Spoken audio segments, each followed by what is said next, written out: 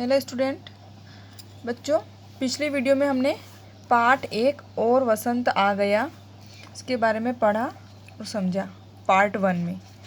आज हम शुरू करते हैं पार्ट 2। यहाँ से स्टार्ट करते हैं। हमने यहाँ तक पढ़ लिया था कि जो वो राक्षस रहता है उसके बगीचे में वसंत का आगमन नहीं हो पाता। तो चलिए शुरू करते हैं पार्ट 2। एक दिन राक्षस अपने बिस्तर पर लेटा था। उसे नींद नहीं आ रही थी। इसी दौरान उसके कानों में एक मोहक ध्वनि सुनाई दी। गीत इतना मनमोहक था कि उसे लगा शायद राजा के गायकों की टोली इस मार्ग से गुजर रही है। मनमोहक मीन्स रोचक या मन को भावन लगने वाला। वास्तव में उसकी खिड़की के बाहर कोयल कूक रही थी। उसने यह आवाज़ इतने अरसे बाद सुनी थी कि आज उसे कोयल का यह गायन संसार का सबसे मधुर गीत प्रतीत हो रहा था। इस संगीत के बाद ओलों ने बरसना बंद कर दिया। प्रचंड हवाओं के वेग थम गए और उनका गर्जन अचानक बंद हो गया। उसकी खिड़की से एक मनमोहक सुगंध अंदर आने लगी। वह खुश हो गया। उसने स्वयं से कहा, मुझे लग रहा है कि अंततः मेरे बाग में वसंत का आगमन हो ही गया। तो बच्चों, जब बहुत टाइम तक राक्षस के बगीचे में वसंत का आगमन नहीं हो पाता है तो एक दिन क्या होता है कि राक्षस सोया रहता है, लेटा रहता है, तो अचानक उसे नींद नहीं आती। तो अचानक राक्षस को कोयल की कूकने की आवाज़ सुनाई देती है और उसके आवाज़ सुनकर राक्षस बहुत खुश होता है, बहुत प्रसन्न होता है। और जब वो कोयल कूकती है तो इसके बाद तूफान का अचानक आना बंद हो जाता है और ओले गिरने बंद हो जाते हैं और जो सारी सिचुएशन है वो बिल्कुल नॉर्मल हो जाती है।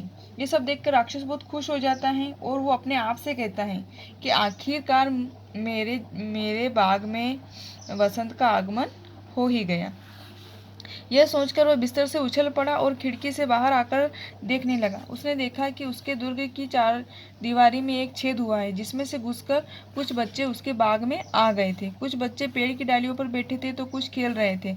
उसने जो भी पेड़ देखे उस पर कोई न कोई बच्चा बैठा हुआ देखा। बहुत दिनों बाद बच्चों के आने से पेड़ इतने प्रसन्न हुए कि उसमें फूल उगाए थे। बच्चों के सिरों पर पेड़ों की पत्तों और फूल भरी शाखाएं लहरा रही थी। चिड़ियाँ भी इधर उधर फुदक रही थी और खुशी से चहचहा रही थी। हरी घास में से फूल भी धीरे धीरे मुस्कुराते हुए निकल रहे थे। जब बच्चों राक्षस ने देखा कि उसके बगीचे में ही जो सारा जो वो तूफान वगैरह था वो सब थम गया है और अब जो है ओले बरसना भी बंद हो गए, तो ये सोचकर उससे बहुत खुशी हुई और वो जो है उठा और उसने देखा कि दुर्ग की जो चार दीवारी में एक छेद हुआ है उसमें से कुछ बच्चे जो बाग के अंदर घुस रहे हैं और कुछ बच्चे डालियों पे बैठे हैं, कुछ खेल रहे हैं, कोई पेड़ पे झूला झूल रहे हैं। मतलब सब बच्चे बगीचे के अंदर आ गए हैं और उनमें मस्ती कर रहे हैं। और ऐसा करने से जो प्रकृति भी बहुत प्रसन्न हो गई है, चारों तरफ हरियाली छाने लगी है और उसमें पेड़ों में फूल उगाए हैं। और इस तरीके से जो राक्षस ने सारी चीज़ें देखी तो उसे अच्छा लगा कि चिड़िया कहीं चहचहा रही हैं, हरी घास में फूल धीरे धीरे निकल आए हैं। तो राक्षस को देखकर बहुत आश्चर्य हुआ कि अरे बहुत दिनों बाद ऐसा कैसे हो गया। मतलब वो सरप्राइज हो गया एकदम से। फूलों पर भौरे मंडरा रहे थे। बड़ा ही मन भावन और मनमोहक दृश्य था। ये सब जो मन भावन मतलब जो मन को अच्छा लगने वाला, जो बहुत प्यारा लगता है, वो सारी चीज़ें मन को अच्छी लगने वाली जो चीज़ें होती है वो इस प्रकार का वहाँ पर वातावरण फैला हुआ था। लेकिन बगीचे के एक कोने में अभी भी प्रचंड शीत ऋतु का प्रकोप व्याप्त था। यह कोना बगीचे में बने महल से दूर था। वहाँ एक छोटा बच्चा खड़ा था। वह देखने में बहुत ही भोला और सुंदर था। वह इतना छोटा था कि डालियों तक नहीं पहुँच सकता था। वह पेड़ पर चढ़ नहीं सकता था, जिसके कारण वह रो रहा था और इधर उधर देख रहा था। वृक्ष के पास कोहरा तथा पेड़ की डालियां भी बर्फ से ढकी थी। हवा भी प्रचंड वेग से बह रही थी। एक वृक्ष ने अपनी डालियां झुकाई और बच्चे से कहा, बच्चे तुम मेरे ऊपर चढ़ जाओ। बच्चा फिर भी नहीं चढ़ पाया क्योंकि वह बहुत ही छोटा था। तो बच्चों, जब सारी सिचुएशन धीरे धीरे सही हो रही थी तो क्या होता है कि बगीचे का एक कोना था, वो महल से थोड़ा दूर था, तो वहाँ पर एक बच्चा खड़ा रहता है। उस राक्षस को दिखाई देता है और वह बच्चा इतना छोटा और भोला तथा सुंदर था कि वो रो रहा था और इसलिए रो रहा था कि वो डाली के ऊपर नहीं चढ़ पा रहा था, है ना। वह पेड़ पर चढ़ने की कोशिश कर रहा था लेकिन नहीं चढ़ पा रहा था। क्या होता है कि वो देखकर जो पेड़ होता है, वो एक छोटा सा पेड़, वो कहता है कि वो उसकी अपनी डाली झुकाता है और कहता है कि ये मेरी डाली पकड़ कर तुम मेरे ऊपर चढ़ जाओ। लेकिन फिर भी जो बच्चा है वो नहीं चढ़ पाता है, क्योंकि जो बच्चा होता है वो छोटा होता है, तो वो पेड़ की डाली का सहारा लेकर भी उसके ऊपर नहीं चढ़ पाता। ये सब देखकर राक्षस का हृदय द्रवित हो उठा। उफ, मैं कितना स्वार्थी हूँ। अब मैं समझा कि अभी तक मेरे बाग में वसंत क्यों नहीं आया। जब सारा द्रवित होना मीन्स पिघल जाना, पसीज जाना, हृदय परिवर्तित हो जाना। तो ये जब सारी सिचुएशन राक्षस ने देखी तो उसका जो हृदय परिवर्तित हो गया और वो अपने आप से कहने लगा कि मैं कितना स्वार्थी हूँ, मैं कितना बुरा हूँ, जिसके कारण से मैंने बच्चों को मेरे बाग में नहीं आने दिया, बगीचे में नहीं खेलने दिया, और इसी कारण जो है मुझे अब समझ में आ रहा है कि मेरे बाग में वसंत का आगमन अभी तक क्यों नहीं हो पा रहा था। अब मैं इस बच्चे को पेड़ पर बिठाऊंगा और बगीचे की दीवार को तोड़ दूंगा ताकि सारे बच्चे बाग में आकर खेल सके। मैं इस बाग को उनके खेल का मैदान बना दूंगा। वास्तव में वह अपनी करनी पर पछता रहा था। राक्षस को ये सब बातें जो उसने करी थी, बच्चों को नहीं आने देना, उनके ऊपर चिल्लाना, डांटना, धमकाना, ये सब बातें जो राक्षस को धीरे धीरे समझ में आ रही थी कि मेरे इस प्रकार के प्रकोप से प्रकृति जो है वो नाराज हो गई है और इसी कारण से उसके बाग में वसंत का आगमन नहीं हो पा रहा। तो ये सारी बातें सोचकर वो बहुत पछता रहा था, अपनी करनी पे उसे पछतावा हो रहा था, और वो क्या सोच रहा था अब कि अब मैं ऐसा नहीं करूँगा, और अब मैं बच्चों ये जो मैंने दीवार बनाई थी कि बच्चे अंदर नहीं आ पाएंगे, इसी दीवार को मैं अब तोड़ दूंगा ताकि सारे बच्चे उस बाग में आकर खेल सके और मस्ती कर सके। क्योंकि अब जो राक्षस है उसका हृदय बिल्कुल परिवर्तित हो गया था, वो बिल्कुल चेंज हो गया था। वह सीढ़ी से उतरकर नीचे आया और उस सामने वाला दरवाजा खोलकर बगीचे में आ गया। उसे देखते ही सारे बच्चे इतना डर गए कि सर पर पांव रखकर भाग खड़े हुए। केवल वही छोटा बच्चा बच गया था, क्योंकि वह इतना छोटा था कि भाग नहीं सकता था।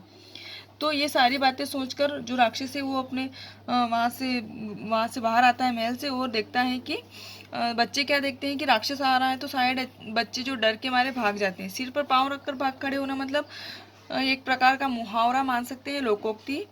इसका अर्थ होता है कि बहुत तेज भागना, मतलब डर के भाग जाना। केवल एक ही बच्चा बच गया था जो छोटा था और वो भाग नहीं सकता था। वही बच्चा है जो पेड़ के ऊपर नहीं चढ़ पा रहा था, है ना। तो क्या होता है कि सब बच्चे डर जाते हैं, लेकिन छोटा बच्चा वहीं रुक जाता है। उसकी आंखों में आंसू थे। ये देखो, ये वाला जो ये पिक्चर देखिए आप, इसमें ये राक्षस है, ये इस राक्षस का बगीचा है, और ये वो छोटा बच्चा है जो इस पेड़ की डाली पर बैठा है ना। तो उसकी आंखों में आंसू थे। वह राक्षस को पास आते नहीं देख सका। उसकी आंखें आंसुओं से भरी थी। बच्चों के जाते ही बगीचे में पुनः शीत ऋतु का प्रचंड प्रकोप छा गया। राक्षस उस बच्चे के पास आ गया और उसे पीछे से पकड़कर प्यार से वृक्ष की डाली पर बिठा दिया। उसके ऐसा करते ही बगीचे में बाहर छा गई, फूल खिल गए और पक्षी चहचहाने लगे। वासंती हवा चलने लगी। उस छोटे से बच्चे ने भी अपने हाथ फैला दिए और राक्षस के गले में डालकर उसे चूम लिया। ये सारा दृश्य जब बच्चों ने देखा तो वो समझ गए कि अब राक्षस पहले जैसा नहीं रहा, उसका हृदय परिवर्तित हो गया है। उसने अपनी दुष्टता त्याग दी है। वे दौड़कर बगीचे में आए।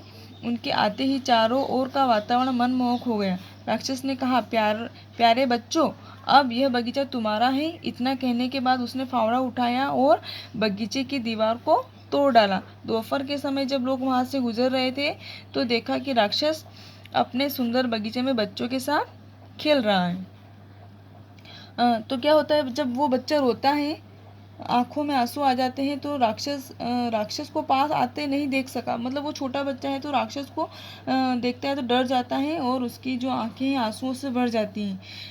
और जैसे ही वो दूसरे बच्चे जो खेलते हैं वो सब चले जाते हैं, तो जैसे ही बच्चे जाते हैं तो वापस से जो बगीचे में है शीत ऋतु छा जाती है। मतलब जो बच्चों के आने से जो वसंत ऋतु छा गई थी, तो वो वसंत ऋतु वापस से चली जाती है और वापस से शीत ऋतु का प्रवेश हो जाता है, क्योंकि प्रकृति वापस से नाराज हो जाती है ना। राक्षस उस बच्चे के पास आया और उसे पीछे से पकड़कर प्यार से वृक्ष की डाली पर बिठा दिया।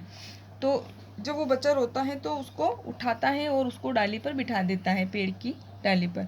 ऐसा करने से क्या होता है कि वापस से जो बगीचा होता है उसमें बाहर छाने लगती है और फूल खिल जाते हैं, पक्षी भी चहचहाने लगते हैं। वासंती हवा चलने लगती है। मीन ये जो वासंती हवा है, ये अपने हिंदी के जो सुप्रसिद्ध कवि हैं भवानी प्रसाद मिश्र, आपने नाम सुना होगा।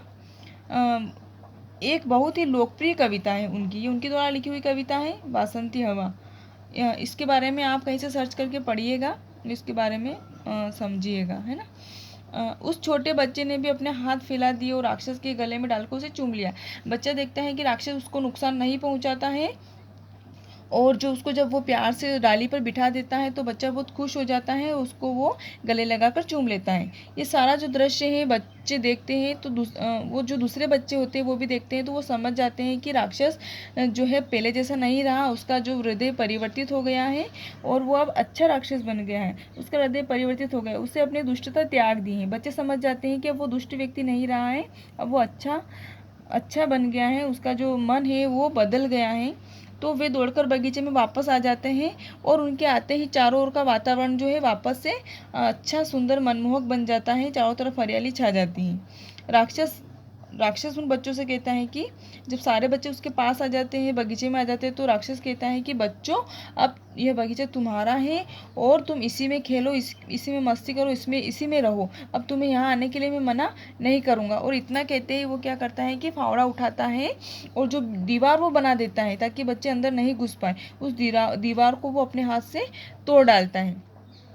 और जब वो दोपहर का समय रहता है तो वहाँ पर लोग आते जाते रहते हैं, वहाँ के लोग तो देखते हैं कि राक्षस जो देखा कि राक्षस अपने सुंदर बगीचे में बच्चों के साथ खेल रहा है। जो लोग आते जाते रहते हैं वहाँ पे, तो वो जो लोग कहते हैं कि वास्तव में राक्षस अब चेंज हो गया है और जो बच्चे हैं उनके साथ राक्षस खेल रहा है। तो ये सब देख के बच्चों को और वहाँ के आसपास के जो लोग रहते हैं उन सबको बहुत अच्छा लगता है और वो समझ जाते हैं कि राक्षस अब बिल्कुल बदल गया है। बच्चों, अपन ने इस वीडियो में पार्ट 2 पढ़ा है। इसके बाद अपन थोड़ा सा और जो बचा हुआ पार्ट है अपन ये वाला पढ़ेंगे और इसको समझेंगे।